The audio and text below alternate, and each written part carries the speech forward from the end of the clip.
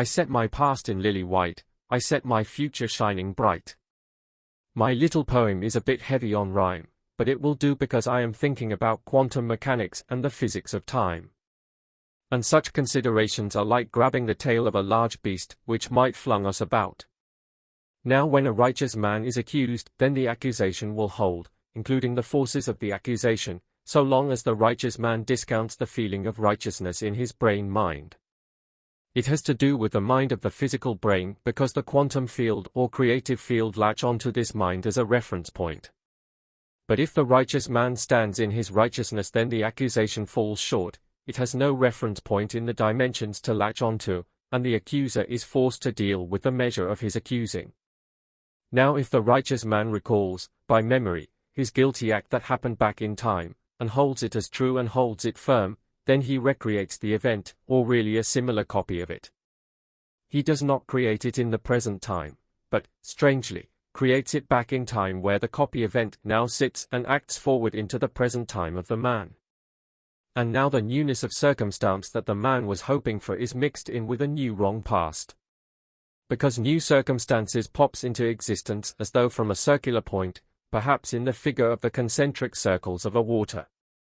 And the butterfly must forget the cocoon and the worm, because memories entangle with the quantum field. Dr. Samuel Johnson, who died in the year 1784, famously kicked a stone in the road to refute a proposed theory of the time that the universe, or matter, was mental rather than physically fixed. And the idea was that physical matter only held when no one was aware, like a tree in the forest, because God perceived the lonely tree. Kicking a stone was probably not a very scientific refutation, it only proved that the stone was real. And although realness is real, it is malleable. So when we create a new circumstance in our life, we should be careful of our memories. In this vein, we set our past in lily white. We can also affect the future by how we look at life and the future. All the opinions and images we have of the past, of other people, of what they think, become little fences, or reference points, in our mind. We should try to think lovely thoughts, and forget most of the past. The quantum field responds to lucid minds, not the distortions we have in our busy minds. Now this distinguished Dr. Johnson was a famous conversationalist. When asked about his eloquence, he had said that he ruminates in his mind, and ruminates, as he talks to people in his imagination, in substantial prose. But I think we should not talk in sentences in our minds, at least not too much. Because the things in our mind become reference points and can get us stuck. We need the lucidity. We inadvertently create them and we can become imprisoned by them, and how can the creative quantum layer connect with us when we lost our lucidity in the distorting fields of them? So we forget about the thems, and walk a singular lucid path with a sort of empty space of lovely meadows. In line with the needed reference points of the brain and the creative field, we discover we can make other people rich by thinking about them too much.